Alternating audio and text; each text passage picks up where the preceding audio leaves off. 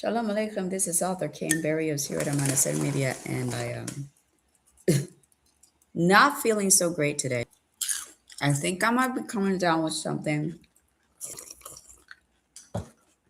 Don't take my word for it, but I think that I might have the flu. I haven't had the flu in a really long time, actually. Um, it's either a stomach bug or something weird. I don't know. Um, the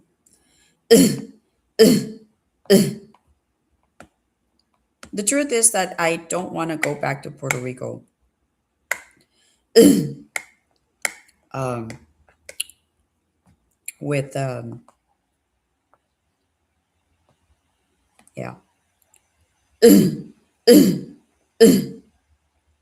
I'm going to I'm going to stop off first. I'm gonna take a cruise. Um, I've never been I've never been anywhere. So I might go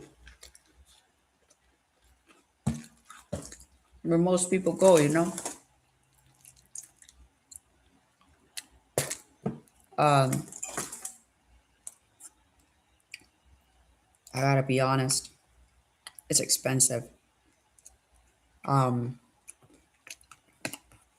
Fortunately, there are a few friends of mine who are doing this together with me. We're gonna try to take a smaller. I might even arrive at Puerto Rico that way. To be honest with you, I hate flying. It's such a big fat nuisance. The lines, the waiting, the delays, the 35,000 feet up in the air. It's honestly not my favorite form of travel. It just doesn't it sound like terribly unsafe to you? On top of that, when you're a victim of terrorism, you kind of wonder if the next time that you get on a plane is going to be the last. Don't quite know what could happen. And I'm not a Valium kind of person. I hate drugs. I hate it. I hate being out of control. I I hate not knowing who I am or what I'm doing. Oh,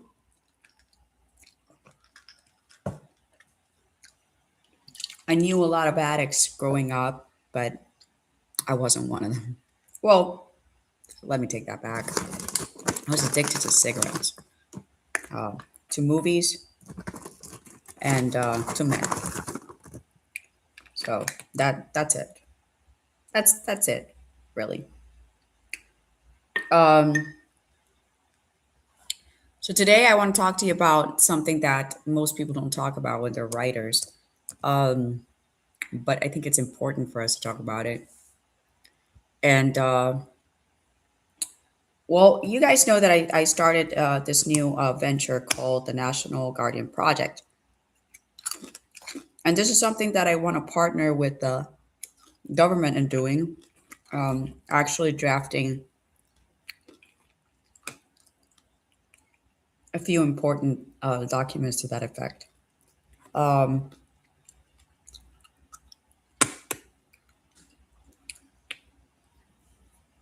I want to save people's lives, and I'm going to do it. If it's the last thing I do, I'm going to save people's lives. Um, and the last time that I said those words, and the Lord, good Lord knows that I just said that with a lot of fear. Said it in my head first, because the last time that I said, if it's the last thing I do, I ended up a victim of terrorism. Um, so I say these words with a lot of caution, but I'm saying it now for a good thing, And back then I was saying it for a good thing too, but I wasn't a righteous person. Now I'm trying to be. I wasn't trying to be righteous. like in terms of following the Bible, following, God. Um, yeah, not not following God, but being friends with God, or trying to do what He says, being a good daughter to Him. I wasn't doing any of that.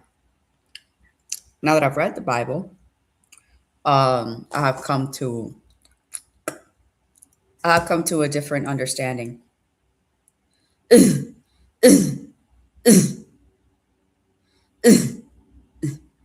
So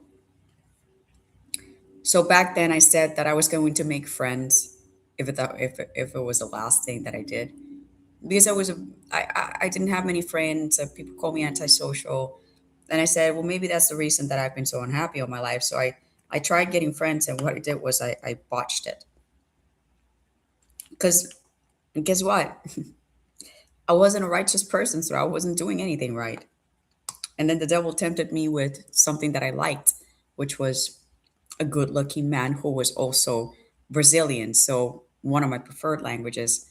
Um, and he was very smart. So it was a very big temptation. And I was a very bad person back then. So I did something very, very evil. Well, I wasn't bad.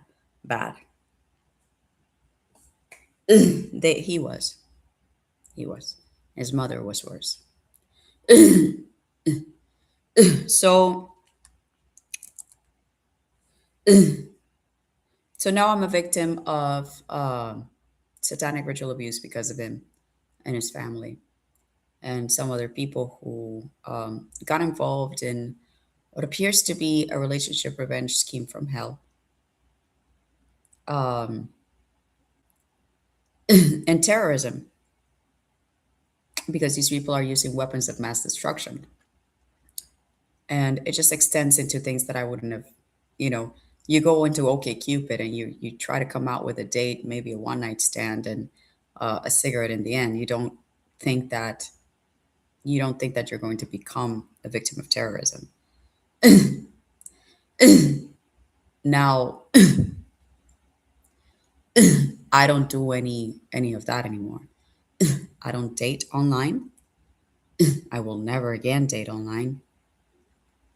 Um,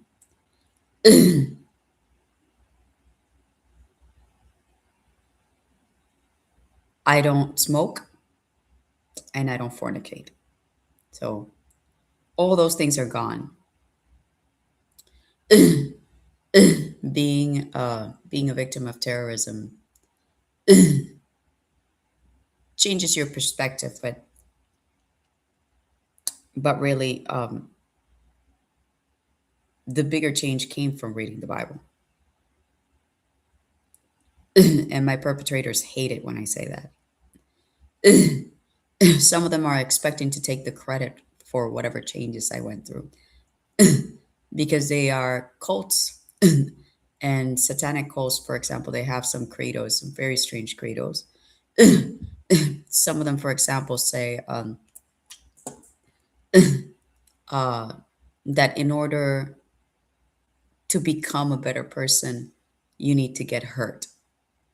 And, they're more than ready to provide that pain. They're into things like BDSM, so they're not in their right mind. And I'm sorry, I don't care how LGBTQ 1, 2, 3, 4, 5, 1,000 duck duck goose you are, but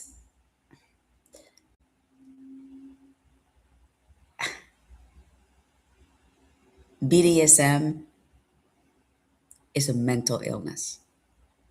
Wanting to be tortured or wanting to torture people, inflicting harm on others, that is not freedom of expression related. That is mental issues related. Okay? That if you are into either being hurt or hurting others for pleasure, when you go into a courtroom and you say something like that, or into a police station without any other context, say, Oh, I like to hurt people, and I like people to hurt me for pleasure. They're going to note that about you, and they're going to try to get you help or put you in a jail cell. Because if you like to hurt people for pleasure, that makes you a criminal, in essence. It's called battery, um, harassment, and a whole bunch of other things, depending on whatever you add to it. So, so no, you are not being liberal. That's not liberalism. It's a mental illness. You are troubled, and you need to seek some professional help. Um,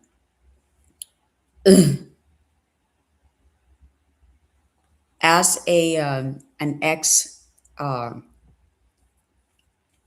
uh, I used to suffer from abandonment issues, um, and those that was something that God Himself washed me clean from with the Word of God. All I had to do was read the Bible. I didn't even ask Him to help me. He cleansed me Himself. He did that job with the Word, with His love, with understanding, with discernment. He gave me the truth about all things. And I decided it was true, and I wanted to follow what he said. And he gave me evidence of that truth. And on top of that, he healed me from lifelong depression, lifelong abandonment, um, uh, anxiety, um, ADD. He even healed my sight. It's been something.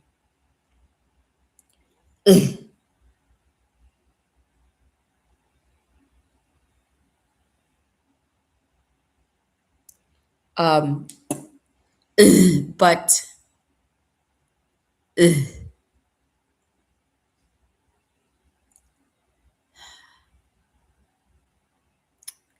the people I am a victim of, they use something called psychic driving,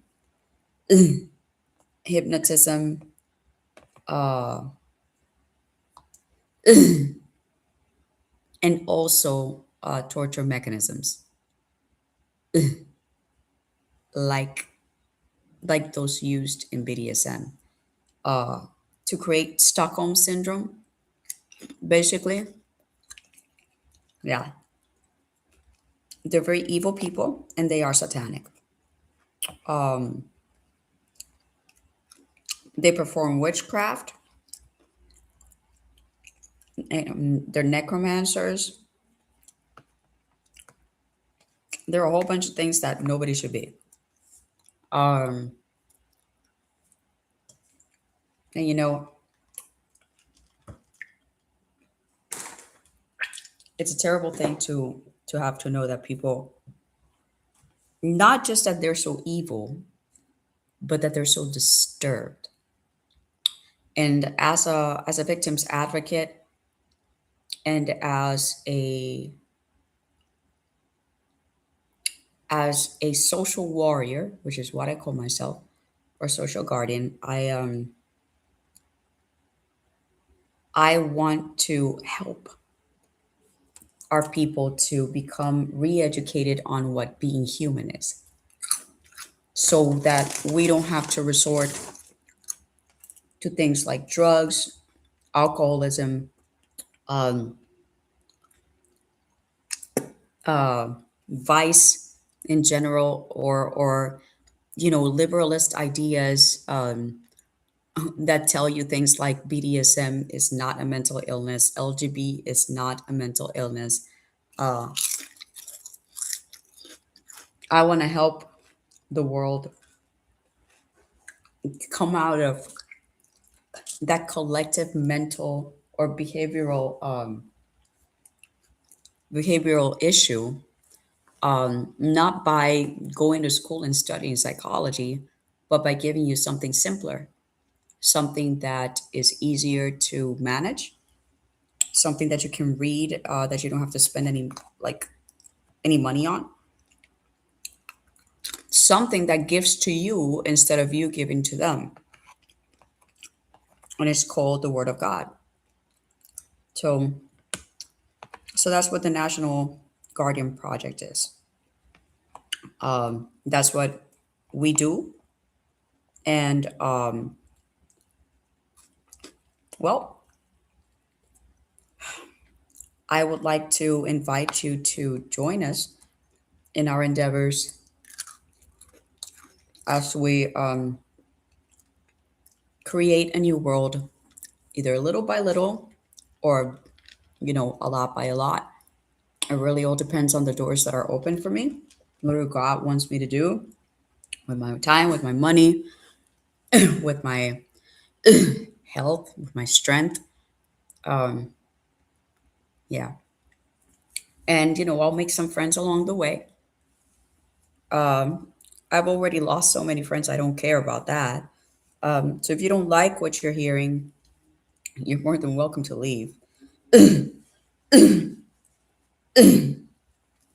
I don't I don't have a single I don't have a single word towards you staying. I want you to leave. If you don't want to be here, if you don't want what I am selling, then go buy something else. I don't care. Um, but if you want the word of God, and just it's available any day. Um, so what I want to talk to you about today really is minting. Minting. Why minting? Well, because I got a really very, very big idea, um, and I want to share it with the world. Uh, for instance, I want us to stop um, creating dollar bills, and stop killing trees and circulating, you know, coin that has or currency that has been in some prostitutes' underwear that our children are touching. Um, and I have some ideas toward that. Uh, some of these ideas include making tokens instead of having tokens instead of having coins.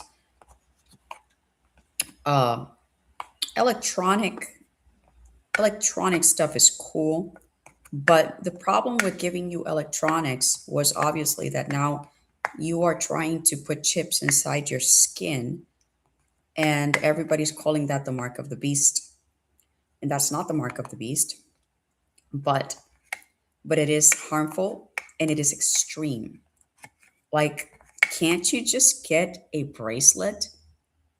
If you want to be able to scan, with your hand, your information, can't you just like vie for a bracelet that is like your credit card, or like your whole banking information is on that like bracelet thing? Or I would do that. You know, that is what makes sense to me. Not putting something inside my body that doesn't go there, that could potentially harm me, and take away like my my capacity to use my hand at some point, because it's an electronic. It's not meant to be there.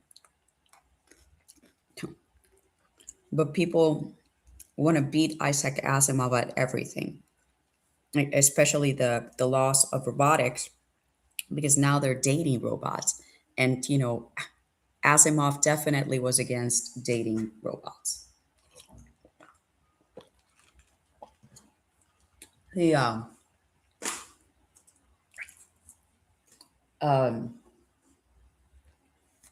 well, I don't know. I don't know if that was iRobot. It wasn't iRobot.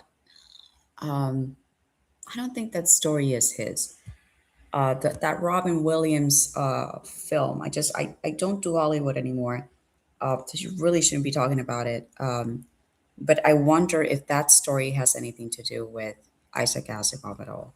Um, I'm not sure, but I'm pretty sure that one of Asimov's laws of robotics would have been do not date robots. They're not people. Um, anyway, so what I want to talk to you about today is minting. Um, and boy,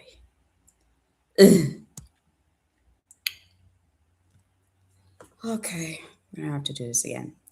Uh, um, Google.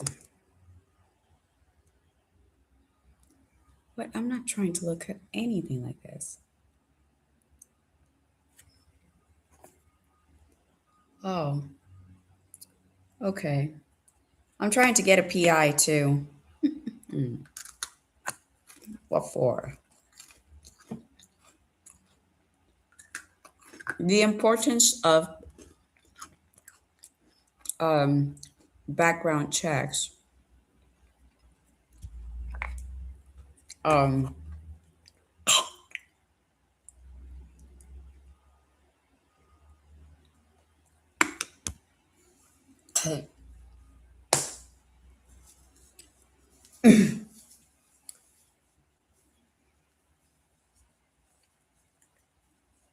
I am.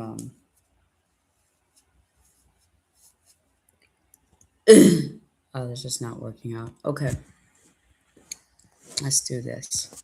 Um, so let's talk about minting.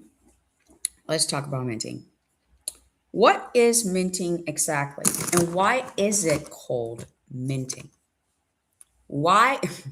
Why do I look at a coin and it reminds me of an herb? You know, why does it remind me of food? Why does it remind me of a York patty? You know, why is that happening in life? Um, well, one of the reasons is that the English language is very rich and difficult to understand. It's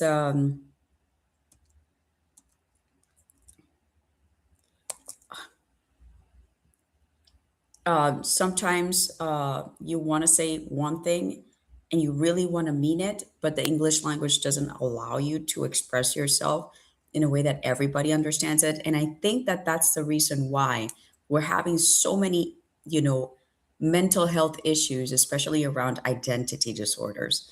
Um, the English language, for us to be able to truly understand the English language, we need to stop reading, Twilight and start reading Shakespeare again. Because the truth is that the English language came from a very long time ago, and it was very rich and beloved. Um, when I think about the kinds of people who had to do with literary masterpieces, for example, Queen Elizabeth I, she would she was in love with theater, right? And she loved people like Shakespeare and his work, and she could appreciate all of the nuances in his work so much that she would request him specifically to come and do work for her for her parties, or to make plays. As said, I want you to make a play like this and like that. And it was back in the day, language was valued above what we do today. Today, we have things like Urban Dictionary, and we can make up words like woke, and it's supposed to mean something.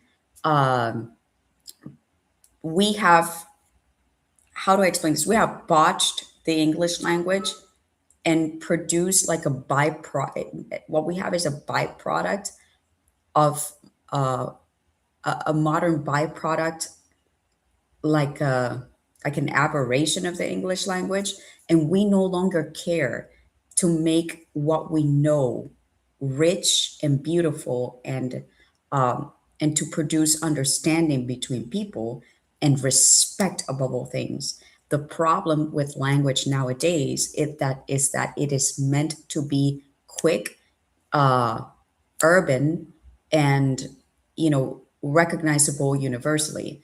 Um, and and the English language used to be more elite than that.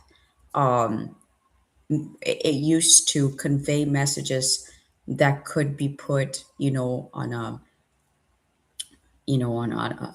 on a draft of paper that goes behind like a glass curio, right?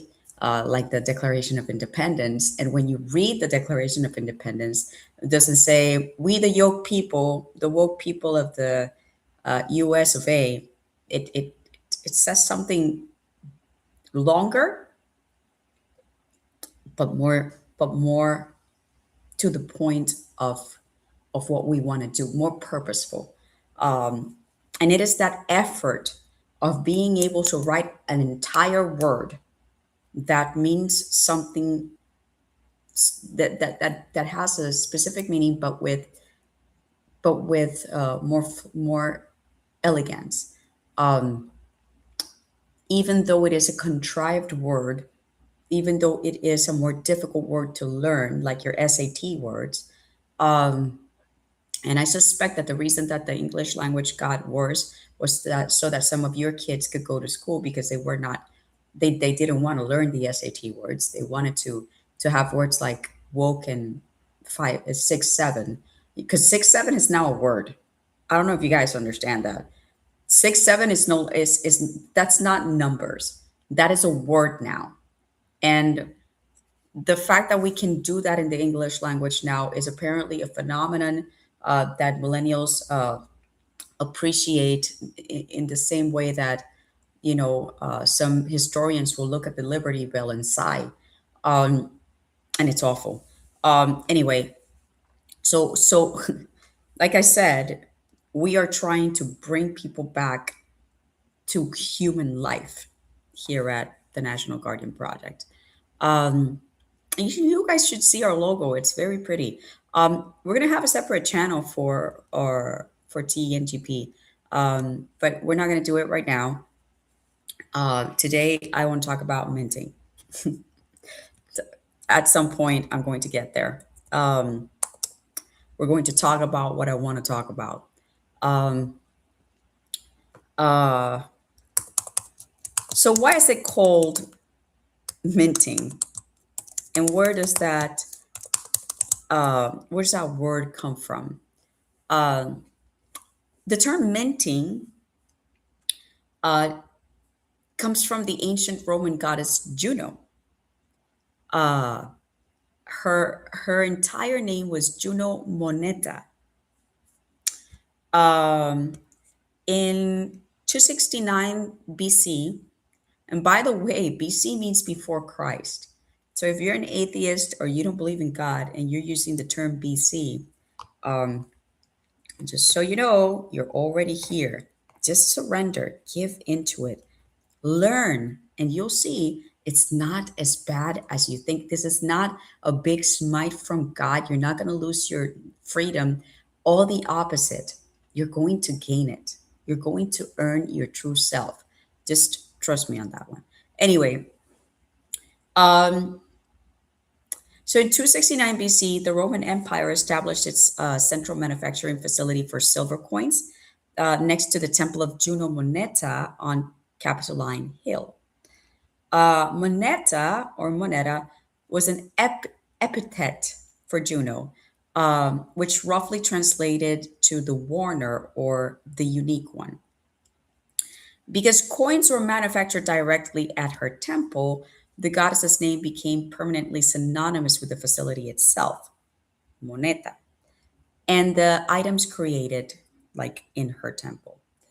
So as the Roman Empire expanded, that word moneta evolved into two completely different words in the English language.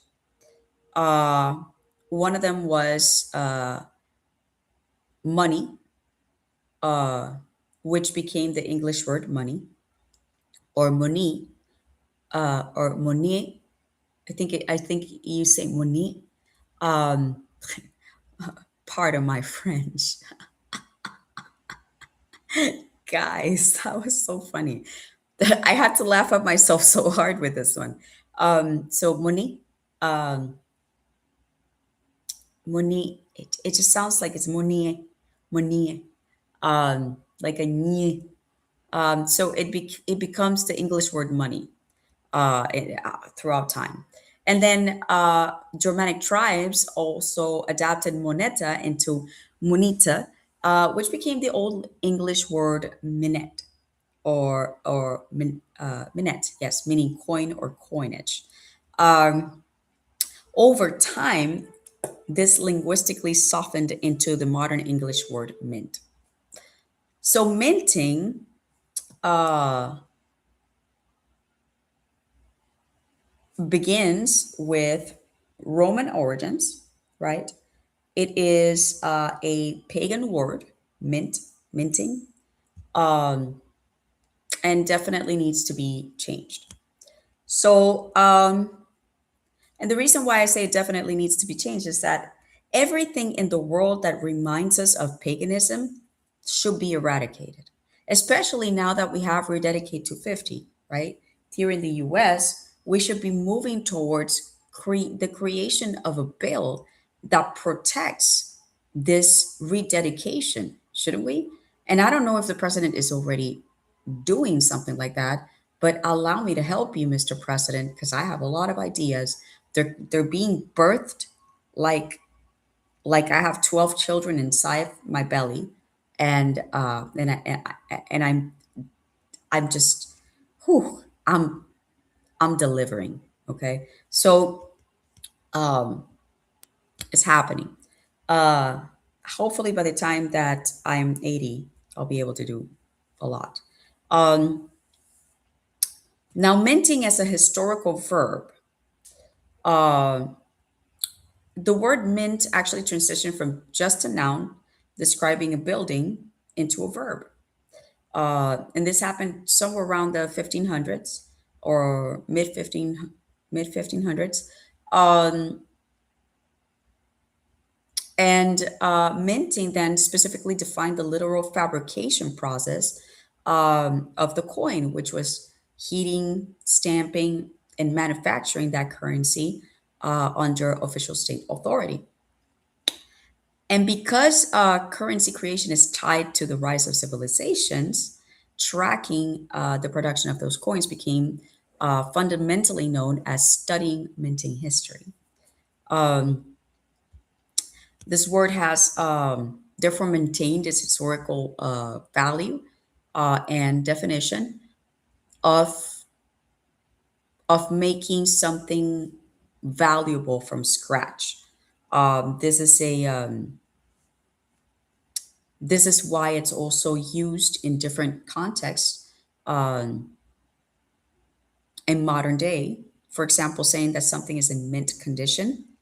Uh, so this actually originated in coin collections, the people who used to collect coins, and it was used to describe a coin that was in the exact same fashion as it was, created, or it's like saying that something is as new.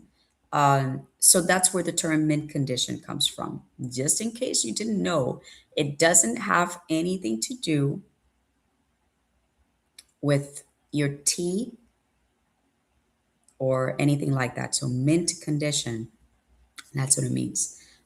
Digital minting, which is now used in blockchain technology to describe the process of validating the creation of new tokens or NFTs, serves as a direct metaphor for stamping new digital currency into existence. Um, so, so that's it for minting. In terms of where it comes from, historical, and how we're using that word um, currently. Now, we have two different kinds of mint, or coin. Um, One of them is a traditional currency, right? Which is also known as physical money or money. Is it one? I'm never going to forget that one. Um, when I go to Canada or to France, I'm going to try to say it that way, see if people uh, understand what the heck I'm saying. Physical money. Uh, Traditional currency is what the official metal currency is, like coins. Some countries like ours.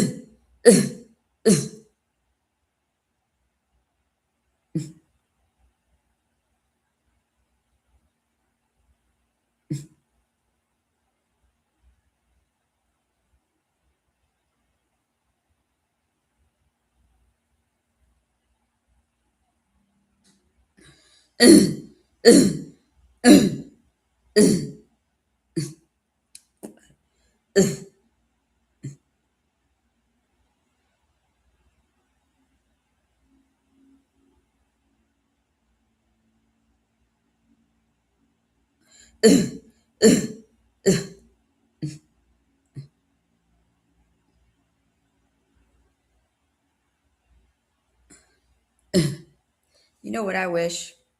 I wish I could mint somebody's face, but I wish I could use the press to mint it. Just put a person's face on there, like, just like Jefferson, and press a person's face onto that metal plate and melt it. Some people just don't deserve to live. I'm so sorry. And I can say that because it's A, true, and B, also federally legal in some states and across the world. Um,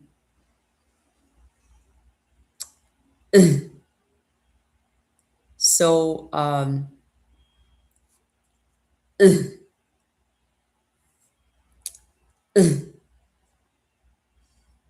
there's also, so we got the traditional currency.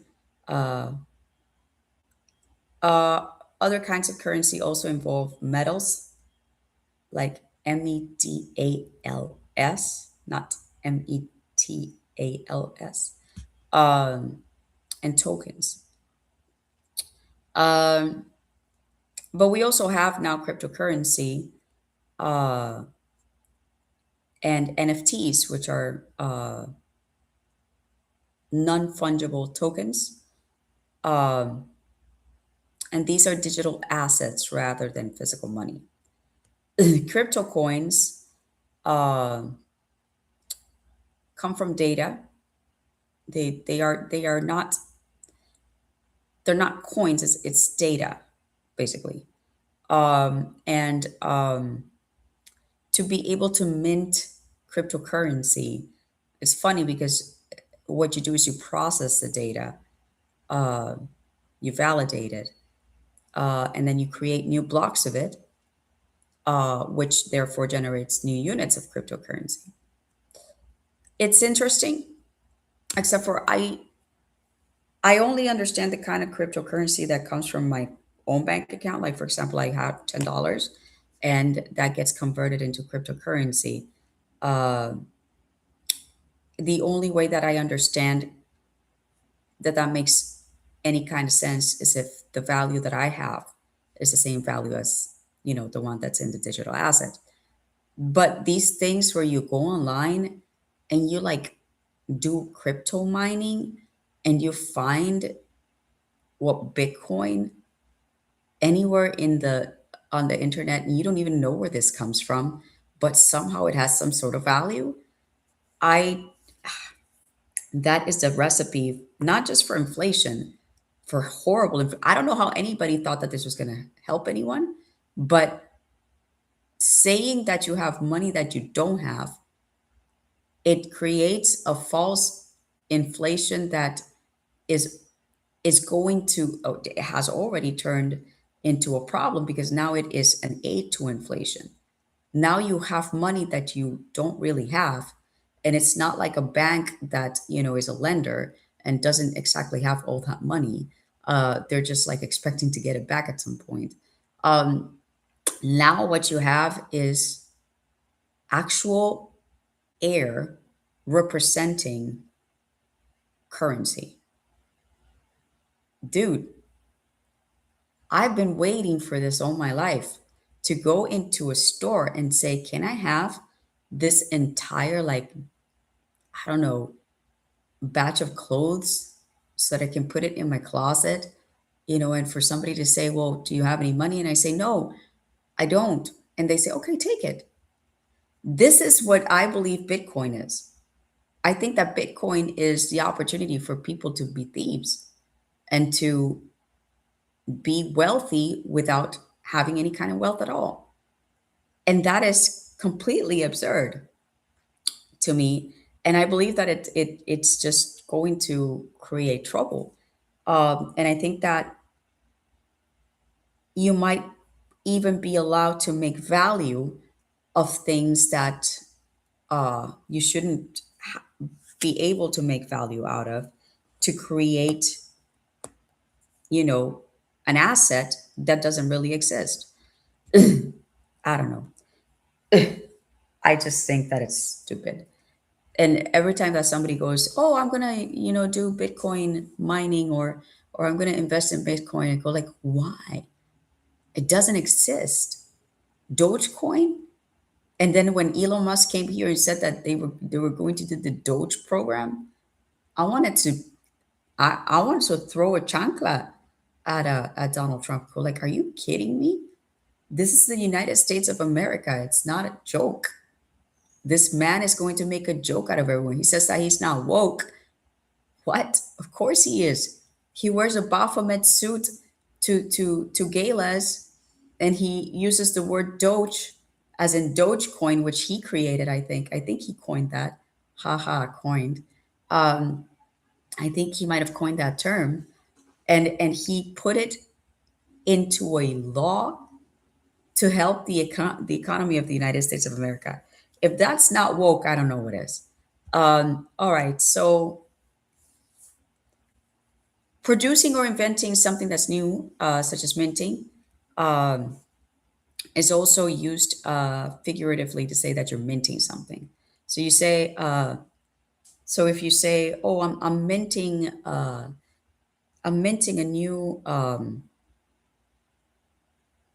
new story," it's the same as saying I'm crafting a new story, or I'm inventing some new characters, etc.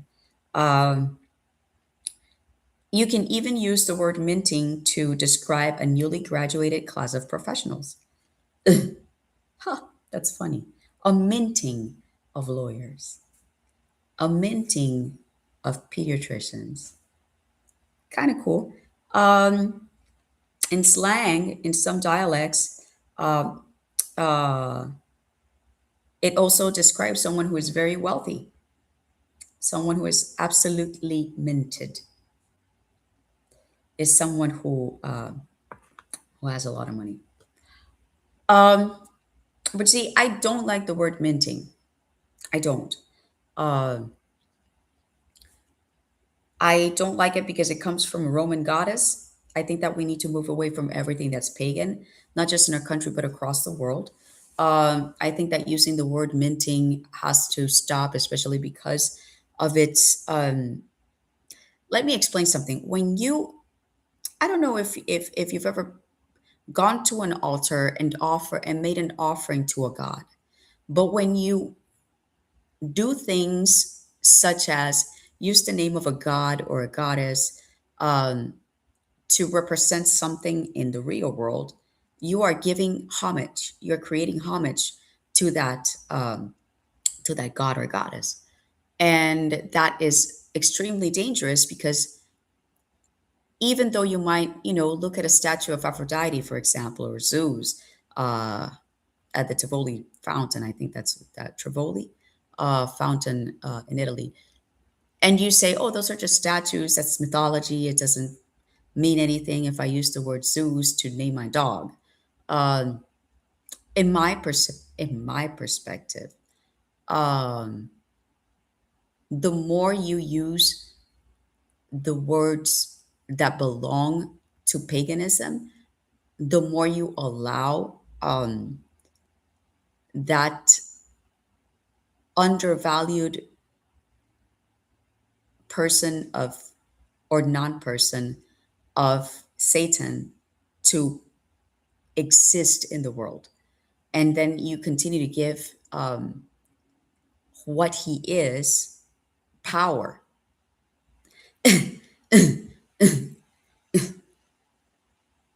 Because as long as you give him a place, he can take authority over you. So, what we need to do is all the opposite. We need to come up with new ways um, to call things, new symbols to put up as representations of who we are, not just as a country but as a people, and what we want to value most going, you know, as progressiveness in as a future, who we truly want to be. So we need to get rid of all these gods and goddesses. Like for example, in at the Supreme Court, we have the Dyke, the Roman Dyke. No, that doesn't mean lesbian. That's what this goddess used to be called. She was supposedly the goddess of justice, and she's wearing a blindfold and she has these scales, right? And that's why we say justice is blind.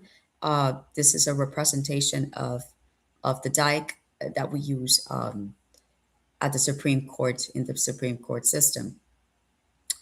Um, we need to remove the Dyke. One of the reasons is that we're not Romans. We will never be Romans because the Romans died. That the Roman Empire died a long time ago. And to say that our soldiers are Roman soldiers would basically mean that they're not the fiercest army that ever existed, but one of the most villainous, because that's what Rome was really known for for thousands and thousands of years.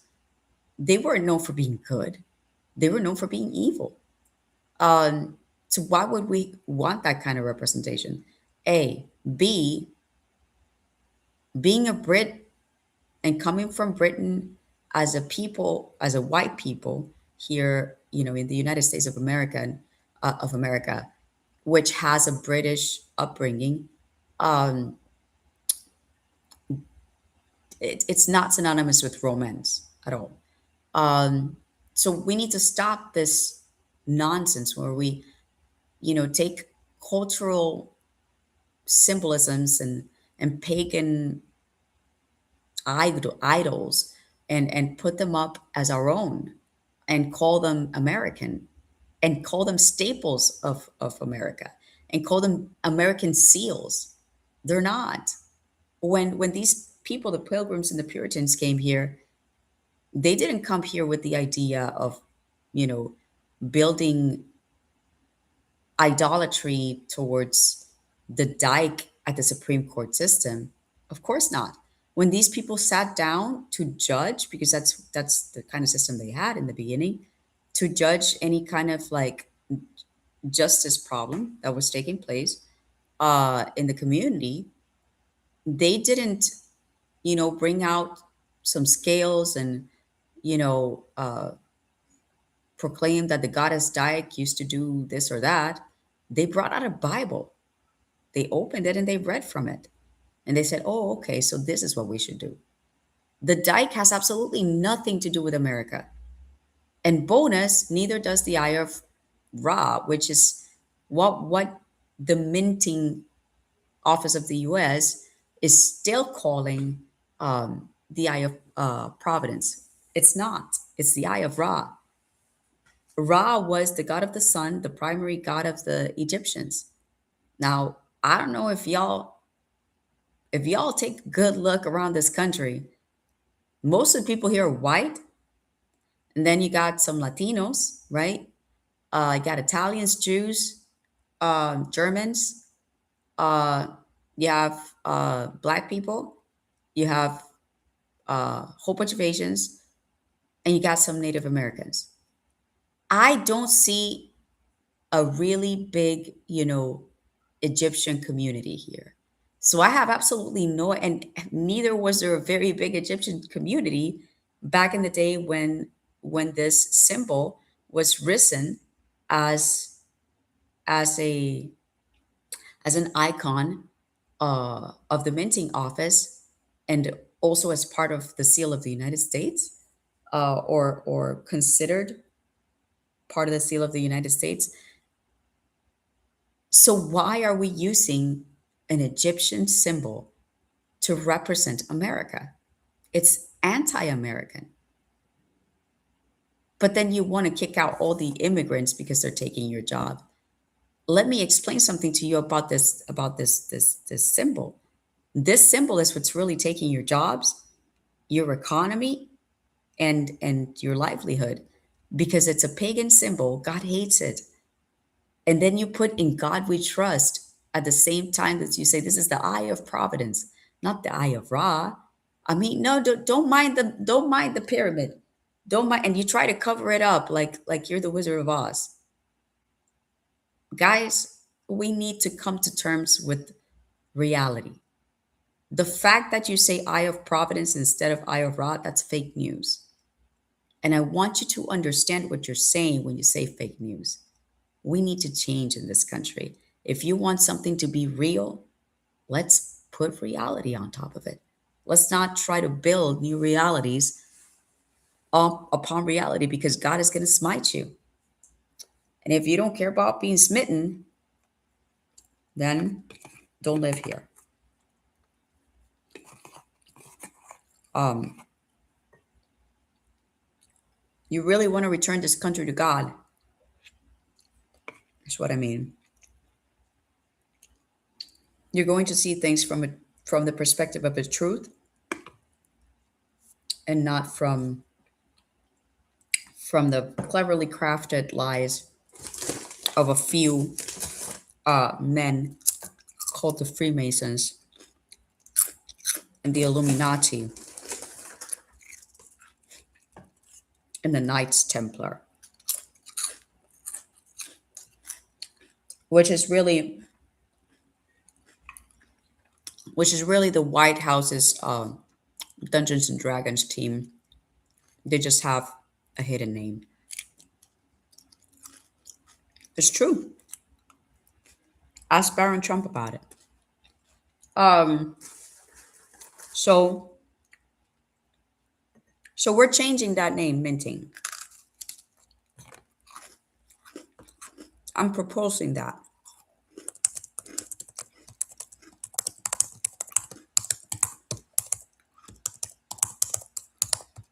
Um, Now we want something, an elegant word, purposeful, powerful, um, something that means uh, provision. I don't know. I'm going to use the Juice Lab here for a minute, because Juice Lab and I work a lot with ideas. We trade them. Um, we seek to make the world better together. This is how I am using technology to fit a better. Um,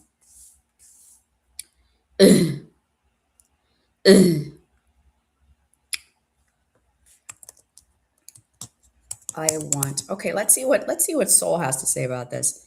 Hold on. Let's talk to Saul here for a minute.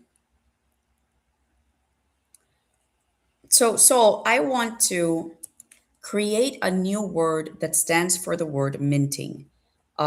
I don't want it to be related to any pagan stuff. I want it to be strong, bold. Um, it's something that is purposeful, something that is professional, something that sounds elegant, like Old English, right? I want something that reminds us that having a job is something that is worthwhile, not a nuisance. That laboring towards having a good life, or the pursuit of happiness through work, whether you are an American that was born here, or someone who became naturalized, or came to live here from another country. I want this word, that represents the word mint or minting, to have all those qualities and values. Help me come up with a few words that may have that quality. Absolutely. All right, Cole. Let's.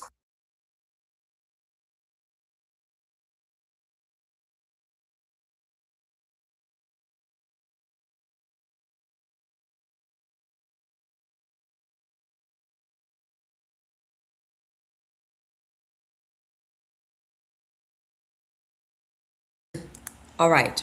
So so we're going for Anglo-Saxon, early American. Um, it will have no pagan roots. This word. I like it when Soul comes up with certain words. Like for example, he said, "I'm elevating it into something noble, dignified."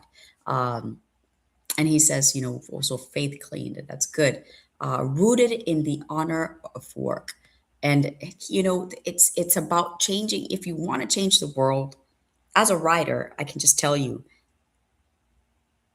in the same way that you saw that show that was called Lucifer and you were intrigued, you can hear a word, eh, that avoids any kind of paganism, and that is beautiful, elegant, and professional, that evokes the worth of work and the pursuit of a good life. And you can make that word work for you so that you can be a more productive person, a richer person, and not just in money, but also intrinsically. So, um, so let's see what crazy stuff my friend Saul came up with here. One of the things that he came up with, it's just funny, is worthing instead of minting. Worthing, but obviously that doesn't sound like you're etching anything. Another word that he came up with was provena. Provena comes from Latin English, and it means to bring forth provision, to generate sustenance through effort. But, well, I don't imagine myself saying we're going to provene some currency. I mean, we could say that, but I think it doesn't have the sound, like roll of the tongue, roll off the tongue kind of sound as mint. So let's see what the next one is. Forge well. Ah, no. Forge. I can understand forge. We can say forging. The forging. The currency. We can say forging. Um, the American forging office. The American economy forging office, the American coin forging office. Um, we can always just call it coining. Um, then he also came up with Earncraft. I don't think that he quite understood what I wanted to tell him. Because Earncraft, for example, and the next one is Laborum. Um, it sounds more like the name that you give a cryptocurrency. Earncraft, Laborum. I would most definitely have If I were anything into cryptocurrency, I would call it laborum. Um, it's like you're gonna laborum for this one. Um, you can also, but let's go into this word. I really like it. I want to explore it. Laborum sounds beautiful, noble, classic. Um, it's non-pagan. It's strong, right? And it speaks about laboring toward a good life, and it also sort of sounds kind of epic. Um, so we could have let me see, the American, the American Office of Laborum and Coining. I don't know. Instead of like having the Department of the Treasury, um, I think I like how that sounds. Anyway, Weldinge. That's another. I like that one actually, uh, because this one is more into into mint. What minting is, like the etching, the melting of the metal to make the coin, etc. Welding. So welding coins, that makes sense. Um, I like welding. So let's put that somewhere. This one is more archaic, right? And it kind of brings in the word smith, right? So what about smithing? What about smithing? And that's also a very American word because we know that here we had a lot of smiths in the beginning, right? Um, um, a smith is a person who welds, who shapes iron into and different kinds of metals into workcraft. So I like welding and I also like smithing. The office of smithing, the office of currency smithing, doesn't that sound new and just a little like, I don't know. Um, it sounds epic, doesn't it? It sounds very 1776 rather than 2026. So Weldinge, I'm going to write this one down. Hold on, guys. Weldinge. I'm also going to write smithing, which I just came up with. Um, so Soul is also giving me gain right. Again, that sounds more like the name for a company. Like I would most definitely use it um, for an organization, but as a brander, I'm a branding specialist. I do that. Forticraft. Forticraft means crafting strength, stability, and livelihood. Um, Now, this is a longer word, but just imagine saying uh, the US Treasury decided to forticraft 100,000 new quarters uh, to represent, I don't know, the value of what. I like forticraft. I think it sounds new, modern. I think it sounds millennial enough but at the same time old English enough to be something very universal in terms of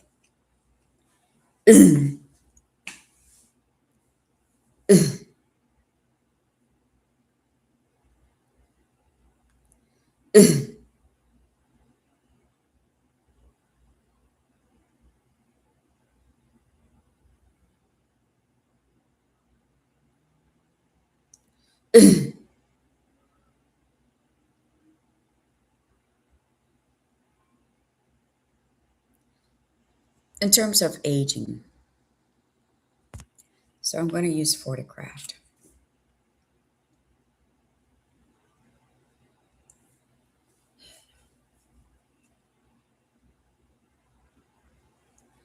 I'm also going to take a little break.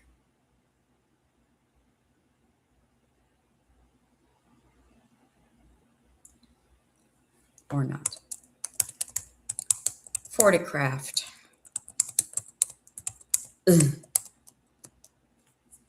Uh,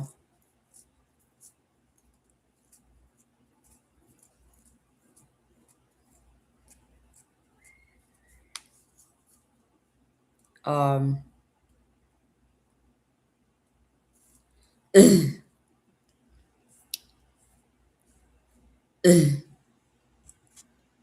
he is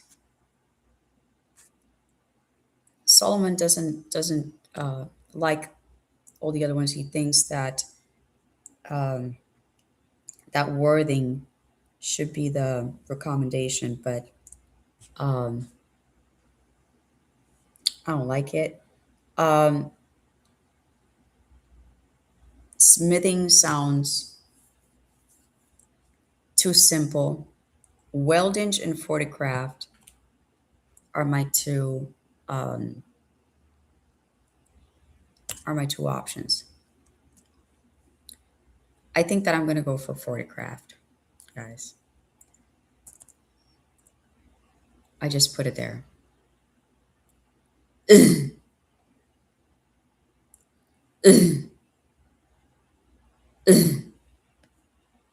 um,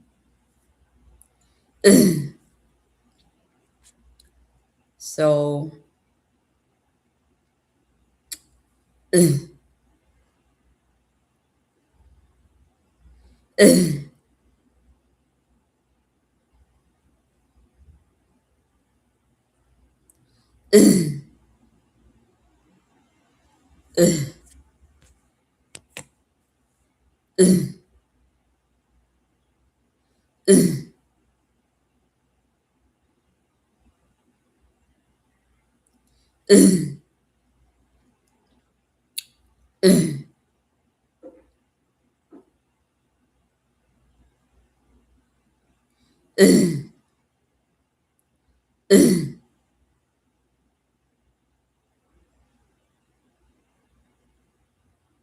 one of the things that we need to ban here in our country is KKK. Did you know that?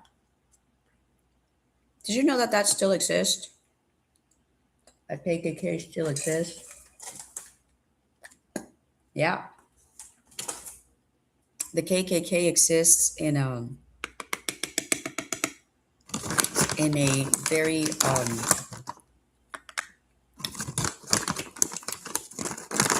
uh, well specific niche. Niche. It's a niche thing.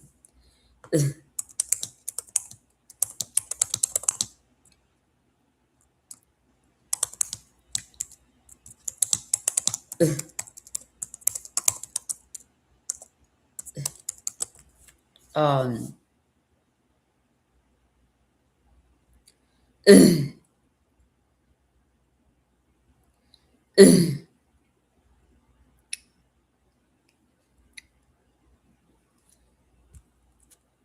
yeah, we need to get rid of that. So, so Forticraft is the new word for minting, and it's going to directly means as a verb to forge national strength into tangible form, and as a replacer of minting currency, it's going to mean to craft strength into coin. Um, so strength meaning labor.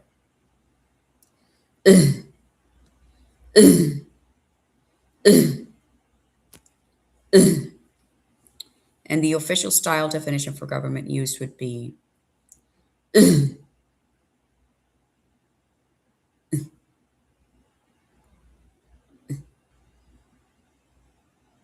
um, the process by which the United States produces its coinage through the disciplined forging of metal into instruments of value, symbolizing the strength, work ethic, and prosperity of the nation. If you think that we shouldn't do this, I think you're crazy. So 40 crafting would be the gerund. would be the ongoing act of minting of crafting coins with precision, integrity, and national purpose. Um, crafted would actually be the adjective describing coins produced through this process. Uh, why this works for coinage, it sounds like a real US Treasury term and the same energy as engraving, striking, forging, or pressing, but it elevates, the word minting into a moral act and actually removes the immorality out of it. Uh, we're not just making money, we're crafting national strength. Um, it honors the American worker. Um, and it's not only clean and non pagan, it's also timeless. So, in official language, you could say that this coin was crafted at the Philadelphia facility. Ooh, man. Can you just hit the yen with that again? Or the euro? The United States hereby authorizes the 40 crafting of the 2027 dollar. Oh, this is my this is the next one, guys. The next one. I have a very big project for you. Um, all commemorative coins shall be 40 crafted to the highest standard. The 40 Craft Act establishes new guidelines for national coin production. Ooh. Okay, so the US Mint is no longer going to be called the US Mint. Uh,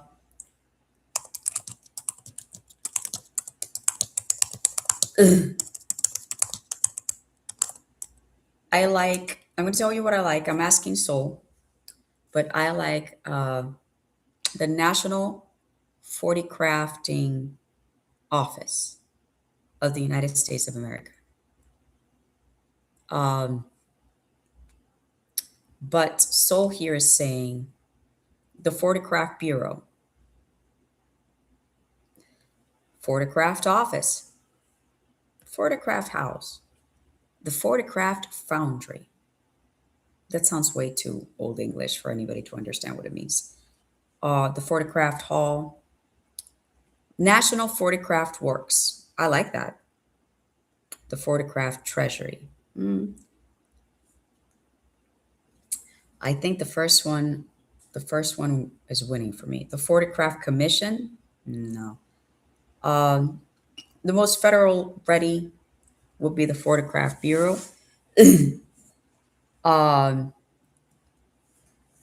Coins are crafted at the Craft Bureau. The Craft Bureau oversees national coin production. Sure. This design is approved by the director of the Craft Bureau. Let's see. Uh,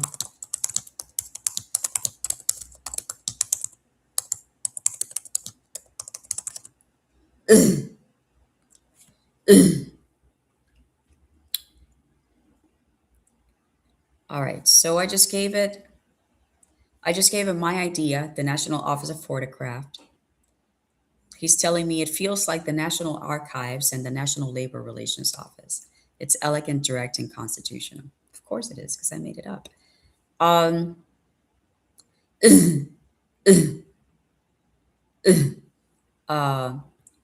He says the National Craft Office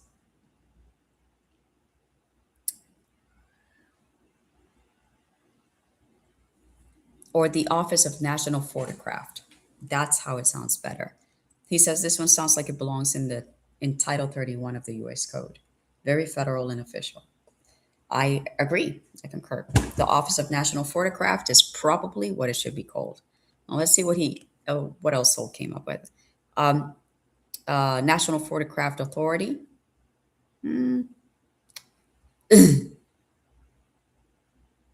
National Craft Service. I don't think that goes. The National Craft Works. I still like Works for this. The National Craft Bureau. I don't know. I like the Office of National Photograph. Um, the U.S. Mint is only two words, right? Can we can we call this an you know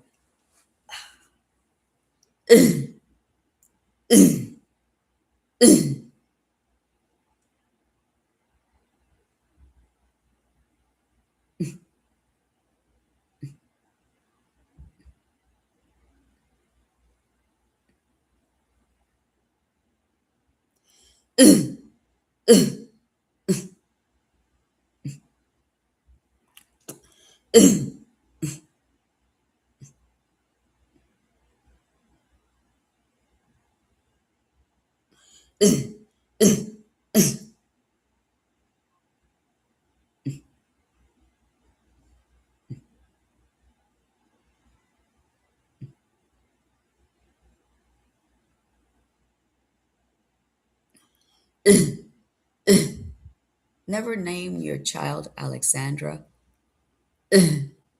She will become a vindictive dog. I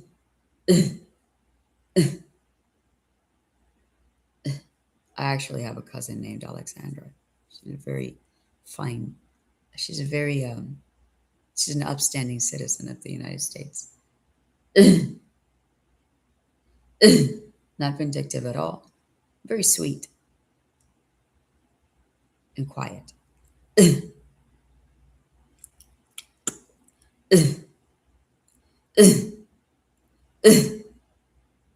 It's just some particular Alexandras, I guess.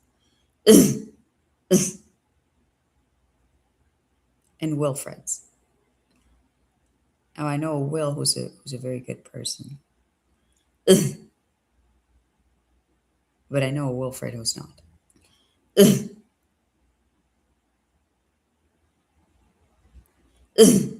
Funny about the name Wilfred. It's a very specific meaning. Um, the National Photograph Authority also sounds very good. The Office of Photograph Works.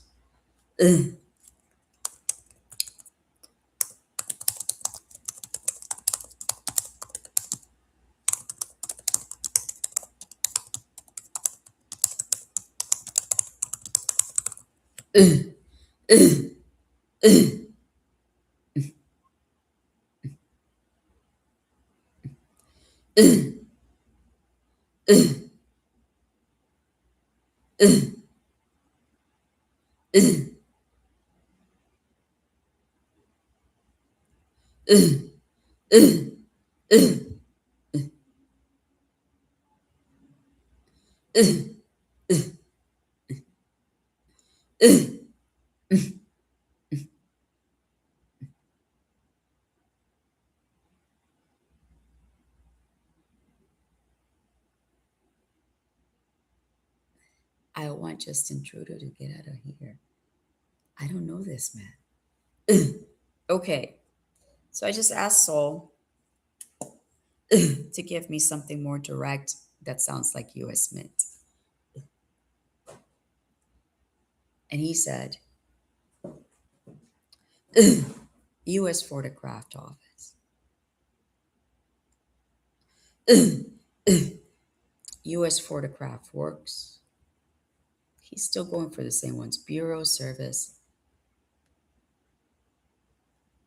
Federal Photograph Office. That also sounds very good.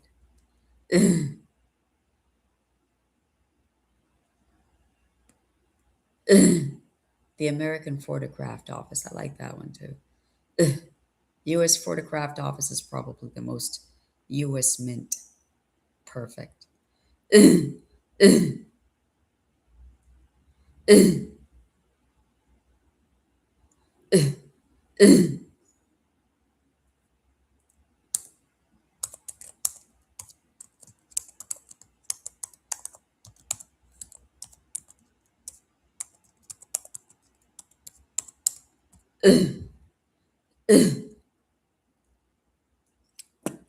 I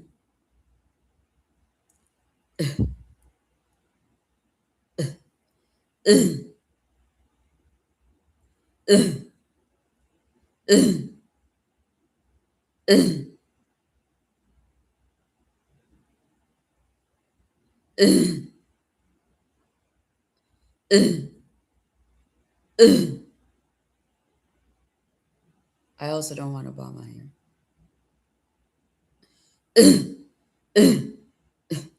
I don't know these people. All right. Going for broke. The actual official name of the US Mint is the United States Mint.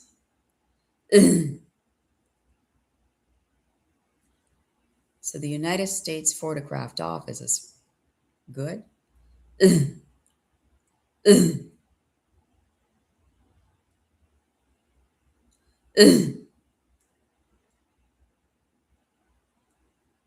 I like it. Also, the Federal Photographed Office or the American Photographed Office. But US Photographed Office, I think it is. Okay, so we're going to use that one. Great, guys. We got it.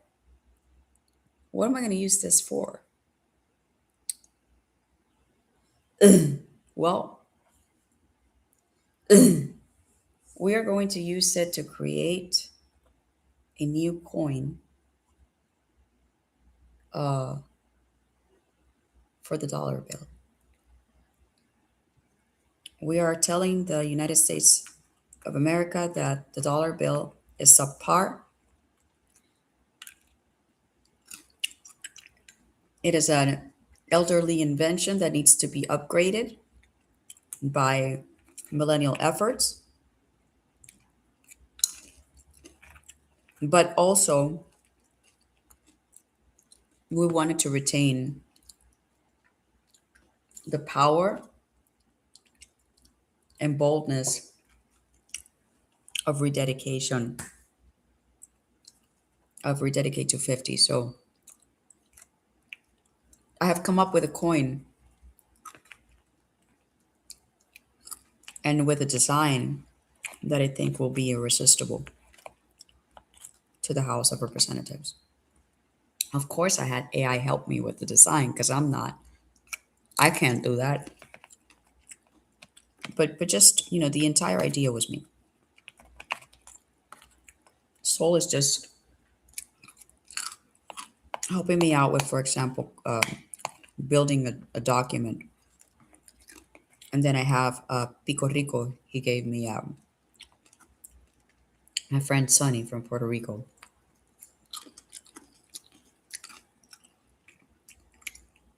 He gave me some nice pictures of how we can make the coin look.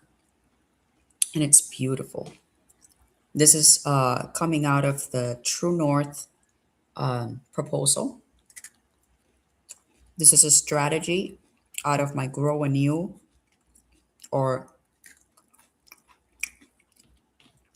rededication bill.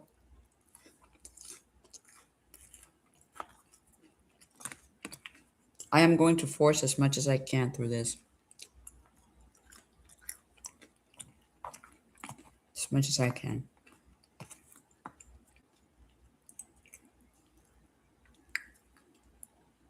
When you have a NASA like mine, you can't just use it for writing. You have to expand. You have to go further. And if you have a talent for grant writing, why wouldn't you have a talent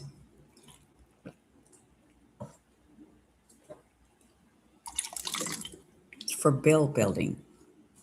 Oh, what I mean? I did help with some grants. It was a lot of fun. I think that I could write a full grant myself. I only helped to build one.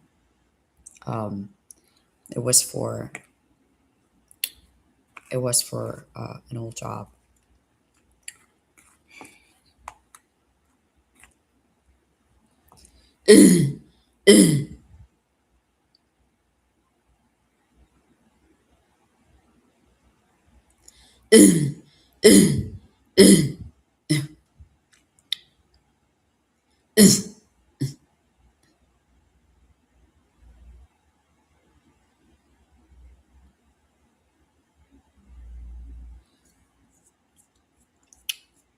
I I'm also going to write a grant so that we can get this stuff done. So let's see. Let's see. U.S. Photograph Bureau or Office? I like them both. I think Office sounds more U.S. Mint, more, I don't know, 80s. I also like National Photograph Works or Federal Office of Photograph Works, which can also be just like shortened into the U.S. Photographed Office. When you're like pet naming it, you can also call it Photograph Works. I don't know. It's a beautiful, beautiful word. Okay. Um. So what does this coin look like that I'm building? Well, it has different different faces right now. I have different. It only has one value, obviously, is the dollar bill. Uh, we are not just you're not we're not creating an alternative to the dollar bill. We are replacing it, and the reason that we're doing that is that we cannot redesign the dollar bill legally. By We can't spend any money to redesign it. This was something that the forefathers did, and I think it's part of the curse that is holding us in $37 trillion of debt. And I got to be really honest with Donald Trump on this one. If you're trying to help the country's economy, this is the first thing you need to do. This You need to get rid of the Eye of Ra so that God starts loving us more. And so that we rededicate this so-called minting office, the Department of Treasury, completely to God. The other coins, I don't see anything wrong with them. The other dollar bills either. The other bills either. I don't see anything bad there. Uh, I don't know why we're using Latin still. But if you want to use that, that's fine. I think that's more like more of a Catholic thing, really. Romans. Um, but I think it's time that we stop being Roman. Um, if you wanted to still include it, that's fine. E pluribus unum, but uh, not New World Order. I would not add New World Order to any of our coins anymore. I would start minting them, minting uh, all of our coins without it, because unless, well, you know what? Don't worry about it. Because in the face of rededication, we are going to be a different New World Order, not the bad kind. But see here, this is beautiful. I mean, when the office, when the U.S. when U.S. Congress gets my proposal, they're gonna want to do this so fast. I don't even know what to tell you. Um, so this is going to be called the True North coin, and a few of these designs that I have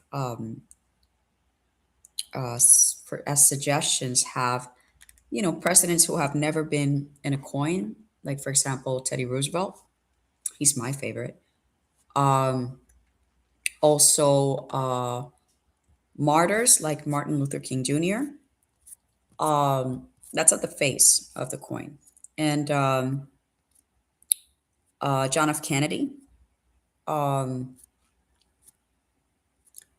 and then the simplest one is just like the desk of Resolute, like just plain the desk of Resolute, where many presidents have made many decisions, um, both good and terrifying, but where the seat of authority is in the House, and it's the place that holds, um, I guess, the highest authority value, um, because this is where laws get vetoed or passed. So I also like that idea. Although I am more for the Teddy Roosevelt face, um, because he was one of the righteous presidents. He was a Christian. Um,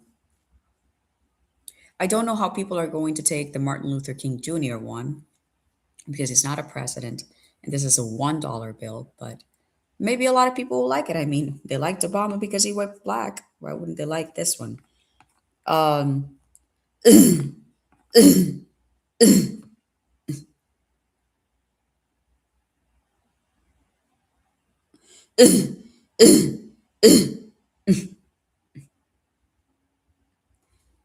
um, so I'm also putting a PI on my ex-boyfriend as we speak, and on Elio Echevarria, because my perpetration is going to stop, guys.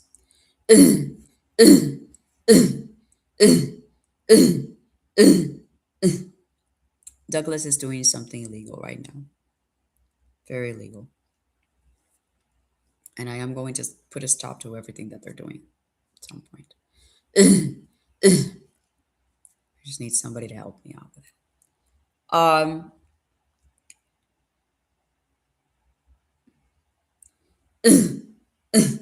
it. Today I've been looking for PIs.